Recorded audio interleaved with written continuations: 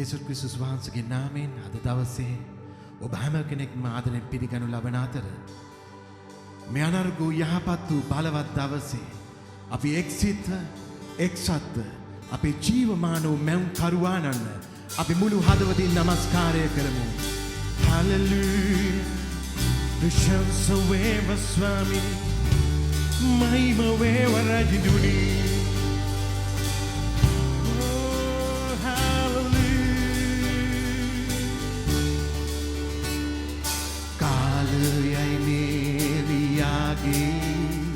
Dewadan prakasha geram Kalayai me Moses ge Dami to come never forget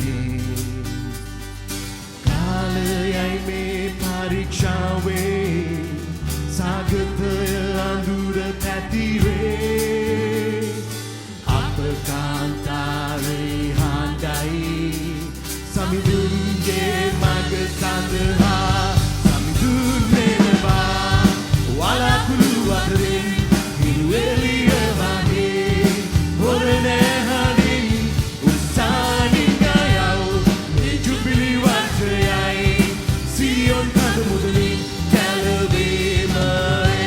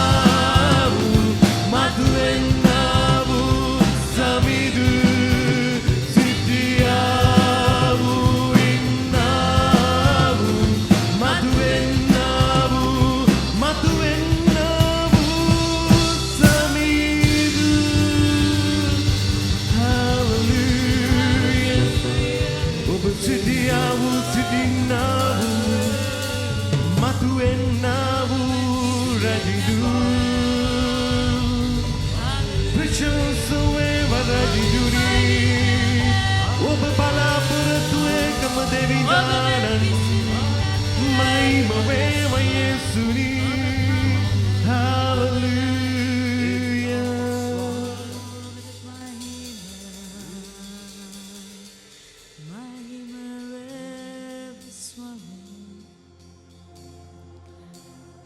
සියලු මහිම ස්වාමී ඔබට සියලු පැසසුම මන්ද ඔබ මෙන් කිසිවෙක් නෑ ඔබ මෙන් කිසිවෙක් නෑ ස්වාමිනේ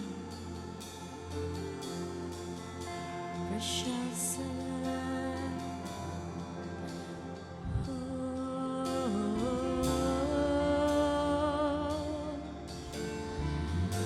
ඔබ මෙන් කිසිවෙක් නෑ යේසුනී සියලු මහිම ඔබටයි රාජුන්ගේ රාජ ඔබයි සියලු රාජිනුනි ඔබයි ඔබ මෙන් කිසිවෙක් නැත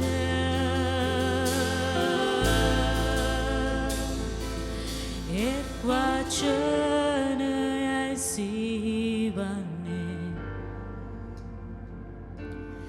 ඒ වචනෙන්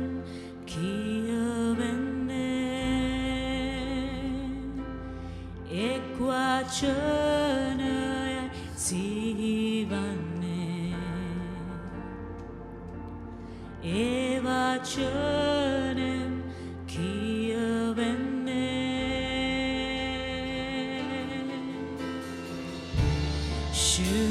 ශුද්ධයි ශුද්ධයි සවිබාල දෙවිඳු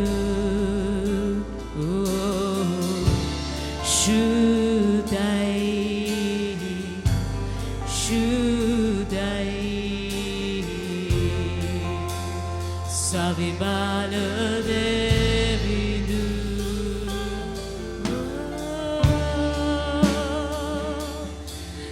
ඔබ නාම ශුද්ධයි ඔබ උසස් දෙවිඳු මහිම වේවා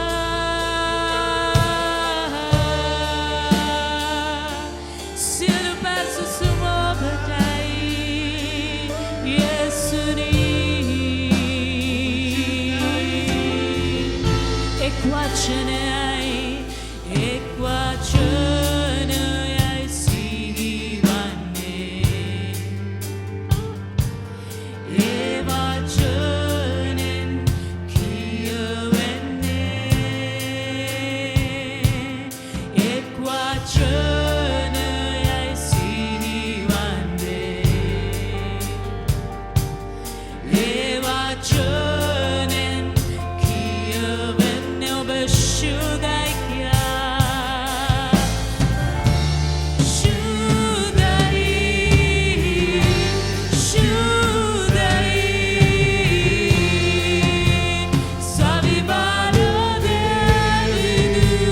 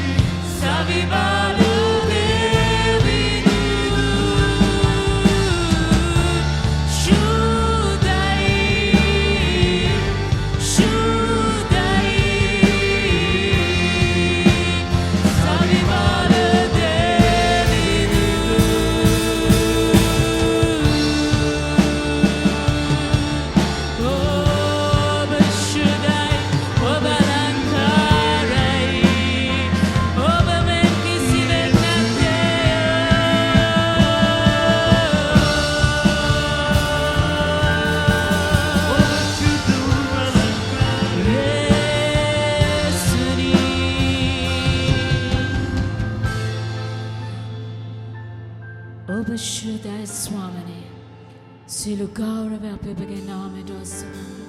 සියලු පැසසුම අපේ ඔබට ඔසවනවා ස්වාමී. ඔබ මෙන් කිසිවෙක් නැහැ. ඔබට සමාන වෙන කිසිවෙක් නැහැ ස්වාමීනි. සුබ දවසක් ප්‍රේමවන්ත සහෝදර සහෝදරිය. ඔබට සුබ පැතුම් ගෙනෙනවා. අද දවසේ ස්වාමින් වහන්සේගේ වචනේ ඔබව බැහැ දකින්න ලැබෙන එක මම වාග්යක් කොට සලකනවා. උන්වහන්සේගේ වචනේ බලවත් අපව ඉදි කරන්ට අපිව පිහිටවන්ට අපිව ගොඩනගන්න. උන්වහන්සේගේ වචනය තමා කැමති දේ මිනිස්සෙක් තුළ සම්පූර්ණ කරනවා.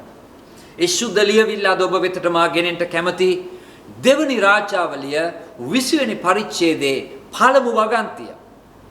ඒ කාලයේදී හෙසකියා රෝගීව මරණාසන්න විය. අද බොහෝ අය හිතනවා අපිට මරණය අත ළඟයිද කියලා.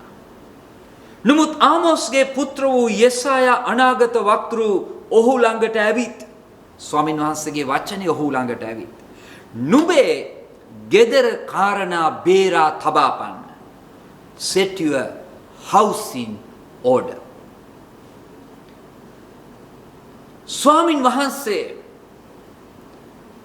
හෙසකියාට අවස්ථාවක් දෙනවා. අපි දන්නවා පස්සුව හෙසකියා ස්වාමින් වහන්සේට යාඥා කරනවා. ඔහුගේ ජීවිතයට උන්වහන්සේ තවත් අවුරුදු 15ක් එකතු කරනවා.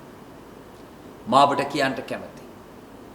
මාද කතා කරන්නේ ඔබගේ ශාරීරික මරණය ගැන නෙවෙයි. අද බොහෝ අය තමුන්ගේ ශාරීරික මරණය ගැන බයෙන් ජීවත් වෙනවා. නමුත් උන්වහන්සේ වඩා සැලකිලිමත්. ඔබේ සදාතනික මරණය මා ඔබගෙන් අහන්න කැමතියි. අපේ සදාතනික ජීවනය ගැන අපිට බලාපොරොත්තුවක් තියනවාද? උන්වහන්සේ තමාගේ ජීවිතය දුන්නේ සදාතනිකත්වය වෙනුවෙන්. උන්වහන්සේ සැලකිලිමත් සදාතනිකත්වය. නමුත් උන්වහන්සේ හෙසකියාට තමාගේ ජීවිතයේ කාරණා බේරා තබන්ට කාලයක් දුන්නාseම මා විශ්වාස කරනවා ඔබටත් මටත් ස්වාමින් වහන්සේ කාලයක් දී තිබෙනවා. අපි අකමැති වුණත් සදාකාලික දෙවියන් වහන්සේ, දුර පෙනෙන දෙවියන් වහන්සේ, යථාර්ථය දකින දෙවියන් වහන්සේ, අපටත් මටත් ප්‍රේම කරන දෙවියන් වහන්සේ, අපේ සැබෑ ජීවිතයේ පවතින දේ දන්නා වූ දෙවියන් වහන්සේ අපට ප්‍රේම කරන බැවින් මා විශ්වාස කරනවා මෙවැනි කාලයක් තුල අපගේ නිවෙස්වල ජීවත් වෙන්න අපිට ඉඩ සලස්වා තිබෙනවා.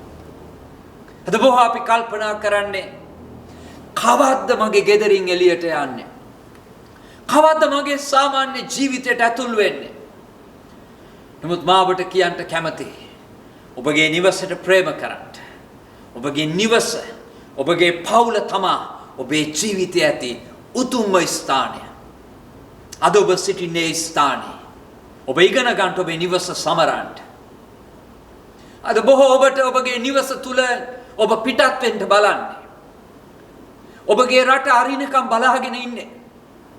ඔබගේ රැකියාවට යන්න ඔබ බලාගෙන ඉන්නේ. ඔබ මා තුල යම් ප්‍රශ්නයක් තියෙනවා. අපි යම් වියවුලක ජීවත් වෙනවා.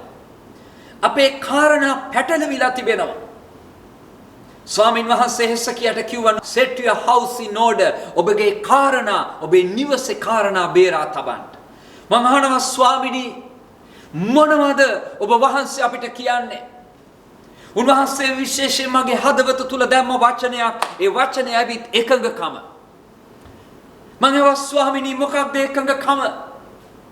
උන්වහන්සේ පළමුව ඔබගේ මගේ පුද්ගලික ජීවිතයේ පුද්ගලයෙක් විදියට ඇතිවිය යුතු එකඟකම ගැන උන්වහන්සේ සැලකිලිමත්.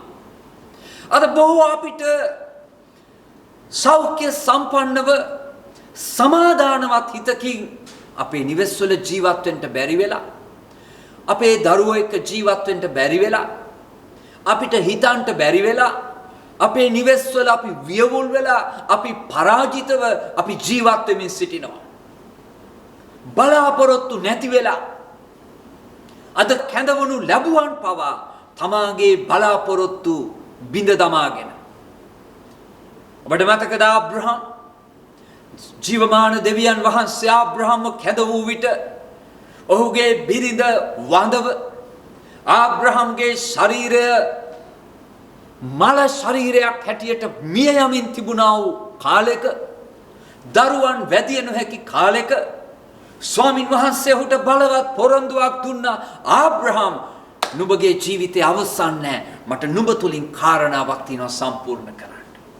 මගේ ප්‍රේමවන්ත සහෝදර සහෝදරිය, ඔබ මේ පැයේ ජීවත් වෙන්නේ ජීවමාන දෙවියන් වහන්සේට ඔබ තුලින් සම්පූර්ණ නොවු කාරණයක් තිබෙනවා ඉටු කරන්නට. සූදානම් වෙන්නට. ආබ්‍රහම්ගේ ජීවිතේ අපි දකිනවා ඔහුගේ අනුපිළිවෙල ජීවමාන දෙවියන් වහන්සේ ඔහුව කැඳෙව්වට පස්සේ ඔහු පියවරෙන් පියවර ගමන් කරා. සුද්ධ බයිබලයේ කියනවා ආබ්‍රහම් කිසිවිටක තමාගේ මල ශරීරය දිහා නොබලා, තමාගේ දුර්වල වෙච්ච ශරීරය දිහා නොබලා තමාව කැඳවපු දෙවියන් වහන්සේ දෙස බැලුවා. මේක ඊටා වැදගත්. අද ඔබ කවුරු දිහාද බලන්නේ? අද ඔබ වම දකින්නවද? අද ඔබ දකුණ බලනවද? අද ඔබව කැඳවපු දෙවියන් වහන්සේ දෙස බලනවද? අද ඔබට උන්වහන්සේ පෙනෙනවද? උන්වහන්සේ ඔබට කියපු දේ ඔබට මතකද? දේව වචනය කියනවා ආබ්‍රහම් ගමන් කළා. මගේ සහෝදර සහෝදරිය, ආබ්‍රහම් ගමන් කළේ ගමකින් ගමකටවත්, නගරේ නගරයකටවත්, රටකින් රටකටවත් නෙවෙයි. ආබ්‍රහම් ගමන් කළේ එලිදරව්වෙන් එලිදරව්වට. එලිදරව් ඔහු ලැබුවේ ජීවමාන දෙවියන් වහන්සේගේ හඬ ඔහුගේ ආත්මයට ඇද ගන්නට පුළුවන් වුණා. උන්වහන්සේගේ වචනය කියනවා දෙවියන් වහන්සේ අදහස් කළ දේ.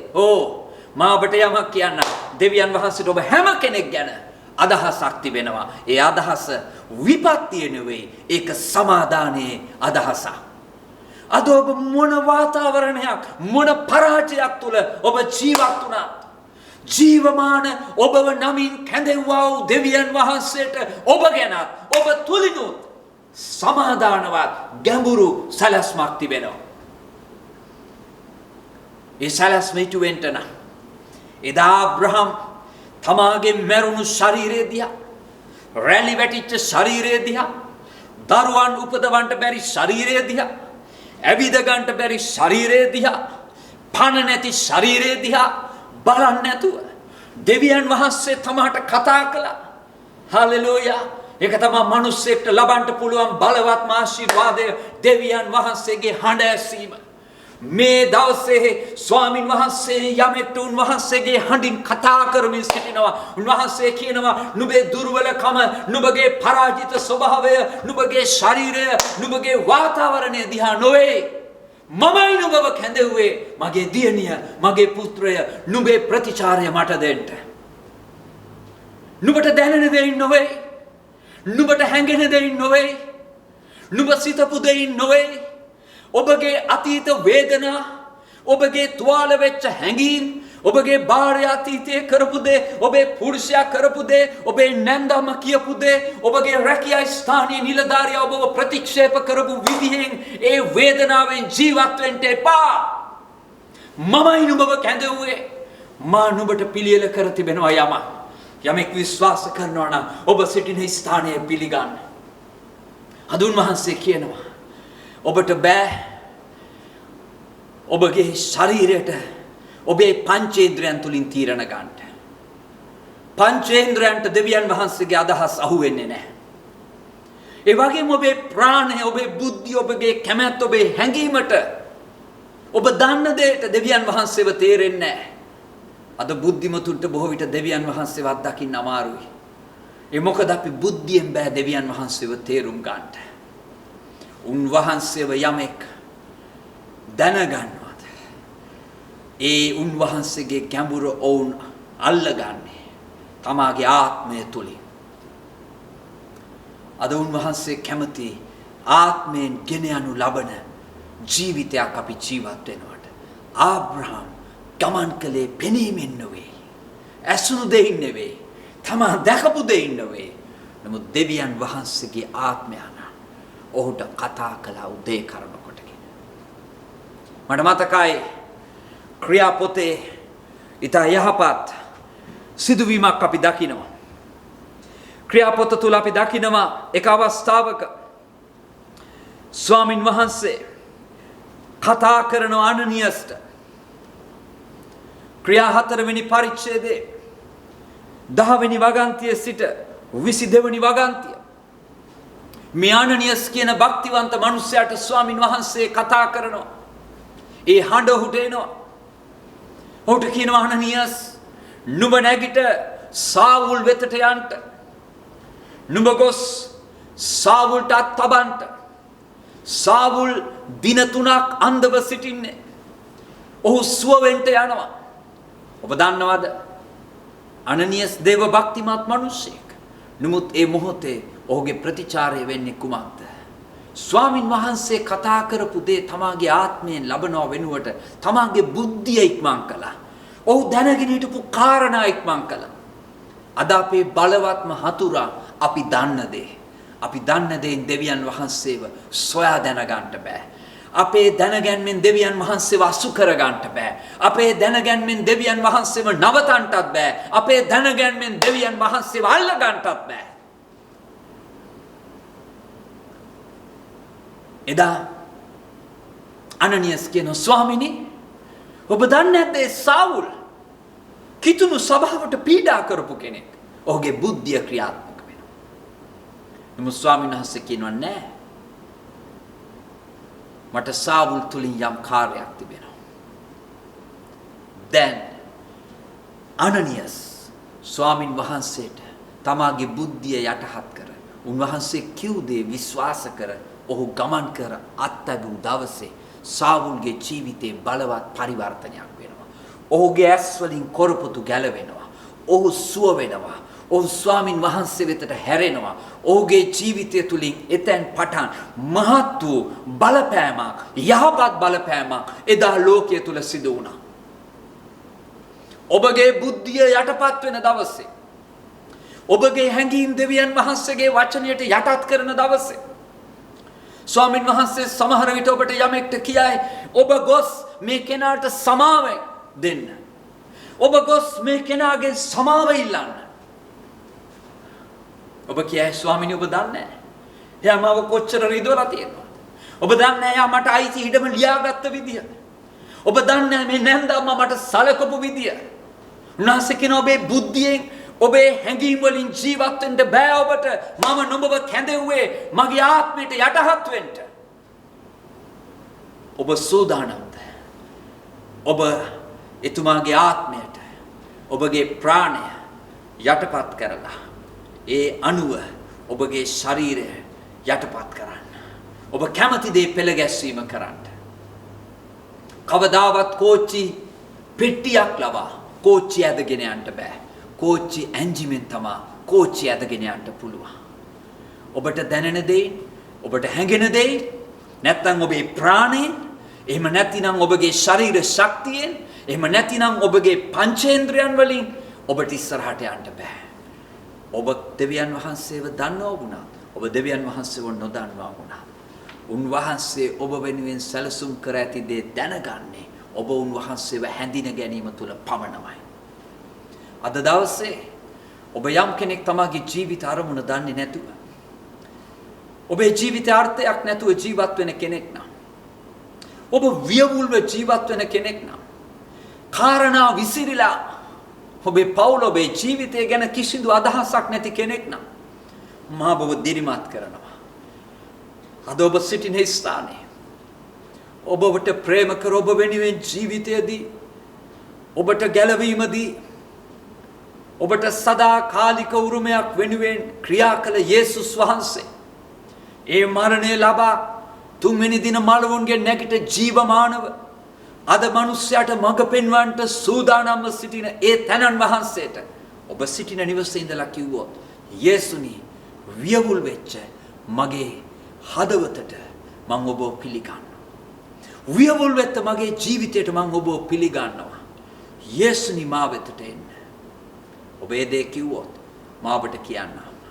ඔබගේ ජීවිතයේ සමාදානවත් කාලය මේ මොහොතින් ආරම්භ වෙනවා ඒකාන්තයි. උන්වහන්සේගේ වචනය කියනවා යමෙක් තමාගේ සිත නැමැති දොරටුව විවර කරලා උන්වහන්සේට කතා කළොත් උන්වහන්සේ ඔහු තුලට ඇවිත් ඔහු සමග වාසය කරනවා. මෞංකාර ඔබව අදහස් කළ ඔබව නිර්මාණය කළ ඔබ වෙනුවෙන් යහපත් සැලැස්මක් තිබුණු ඔබ වෙනුවෙන් යහපත් සැලැස්මක් ඇති කළා. ඒ තැනන් වහන්සේ ඔබ තුල වාසය කළොත් උන්වහන්සේගේ හඬ ඔබට ඇහුනොත් ඔබ කොතරම් යහපත් ලෙස ඔබගේ ජීවිත අරමුණ සම්පූර්ණ කරයිද? ඒ නිසා පළමුව උන්වහන්සේ ඔබව කැඳවනවා පුද්ගලයෙක් විදිහට.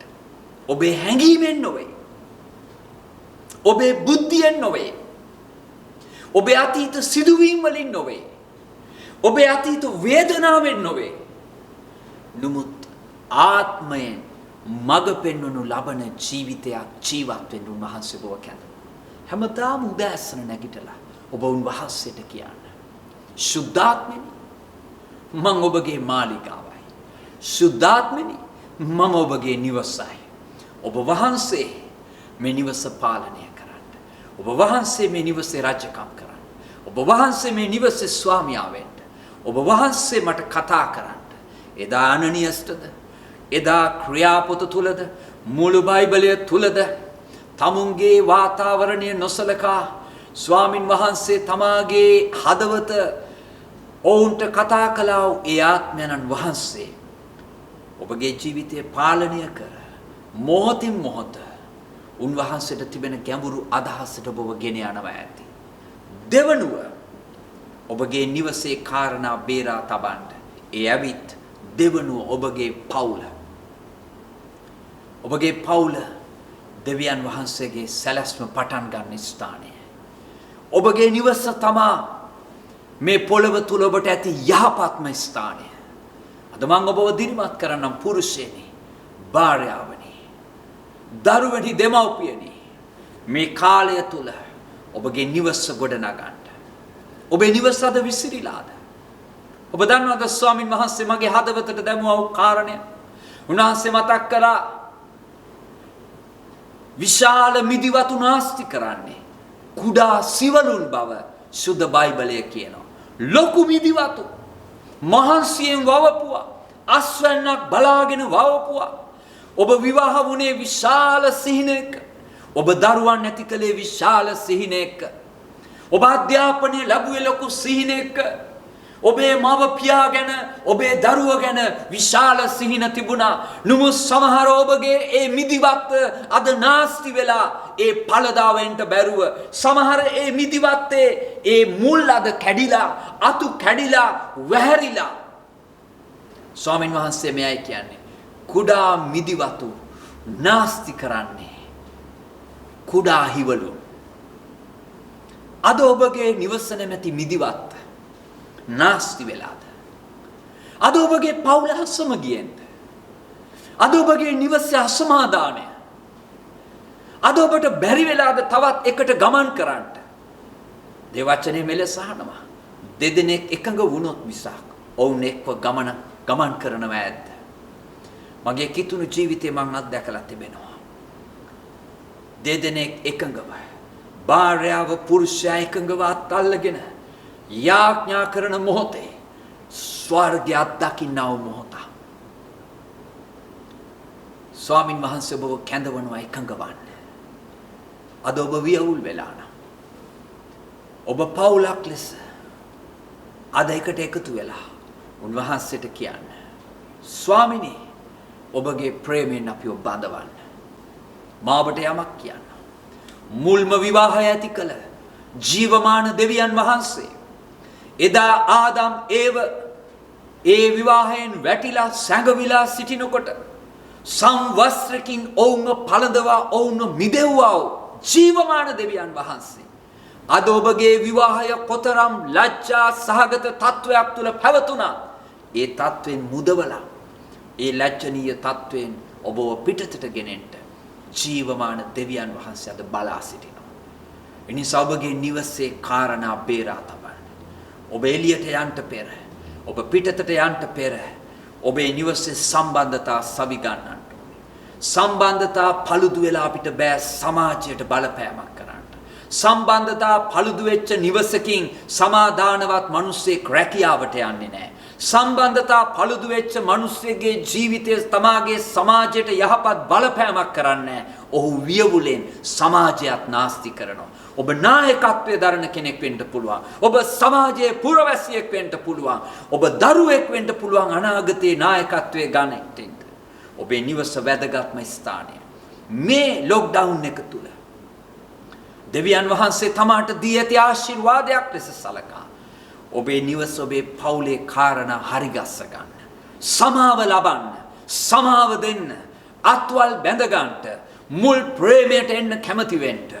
ඒ මුල්ම විවාහය සුව කළ ජීවමාන දෙවියන් වහන්සේ අද ඔබව පළඳවා ඔබ අලුත් කාලයකට ගෙන යනු ලබනු ඇති. මගේ යාඥාව ඔබේ පුද්ගලික ජීවිතය නිසියාකාරව පෙළගස්වාගෙන ඒ සමාදානවත් හදවතේ ඒ වගේම ඔබගේ නිවස ගැඹුරු ප්‍රේමාන්විත වාතාවරණයක් ඇති කරගනිමින් දෙවියන් වහන්සේගේ යහපත්කම සෑමදාම අත්දකිමින් ස්වාමින් වහන්සේගේ විවර ස්වර්ගය එලිදරව් අත්දකින ආහාරයේ නිවසක් බවට ඔබගේ නිවසපත් වේවා. ඔබේ නිවස මතු කාලේ බොහෝ මිනිසයන්ට සැනසීම සහ සෙවණ ගෙන දෙන සුවය ගෙන දෙන සුවේ මධ්‍යස්ථානයක් වේවා. ජීවමාන දෙවියන් වහන්සේ ඔබ තුලින් ඔබේ නගරයට ගලා ඒවා. ඔබවට මිනිසයන්ට ආශිර්වාද කරනු ලැබෙනසේක්වා. එවැනි ජීවිතයක් ජීවත් වෙන්න දෙවියන් වහන්සේ ඔබ සැමට ආශිර්වාද කරනසේක්වා. මතක තබා ගන්න. ඔබේ නිවසේ කාරණා බේරා ගන්න. Set your house in order. ඔබ හැම කෙනෙක්ට ස්වාමින් වහන්සේ ආශිර්වාද කරනසේක්වා. අපි යාඥා කරමු. ස්වාමිනී ඔබ වහන්සේට ස්තුතියි. මෙවැනි කාලයක අපි ජීවත් වෙන්නේ හම්බෙන්නේ නොවේ. ඔබ වහන්සේ අපට දී ඇති මේ යහපත් කාලය තුල අපේ පුද්ගලික ජීවිත සොයා බලමින් බිඳී ඇති ඒ අනුපිළිවෙල පුද්ගලයන් හැටියට සකස් කරගෙන ආත්මයන්න් වහන්සේගෙන් පිරි ආත්මයන්න් කරන කොටගෙන ගෙන යනු ලබන ජීවිතයක් ජීවත් වන්න ඔබ අප හැම කෙනෙක්ට උපකාර කරන්න. ඒ වගේම අපගේ නිවෙස් ඔබ බැහැ දකිමින් අපේ නිවෙස් වල ඇති ලැජ්ජනීය අවස්ථාවලින් වෙහෙසකර අවස්ථාවලින් වාතාවරණයෙන් අපව මුදවන්න. අද දවසේ යම් කෙනෙකුගේ නිවස අසමාදානයේ සම්බන්ධතා බිඳිලා ඉරිතැලිලා තුවාල වෙලා හඬමින් වැළපෙමින් ජීවත් වෙනවද? ක්‍රිස්තුස් යේසුස් වහන්සේගේ නාමයෙන් ඔබගේ සමාදානය මේ මොහොතේ ඒ සෑම නිවසකට ප්‍රකාශ කරනවා. හැම අන්ධකාරයේ වියගහ කැඩේවා. දෙවියන් වහන්සේගේ සමාදානය මේ සෑම පවුලක් තුල රජකම් කරනු ලැබේවා. යේසුස් ක්‍රිස්තුස් වහන්සේගේ නාමයෙන්. ආමේන්.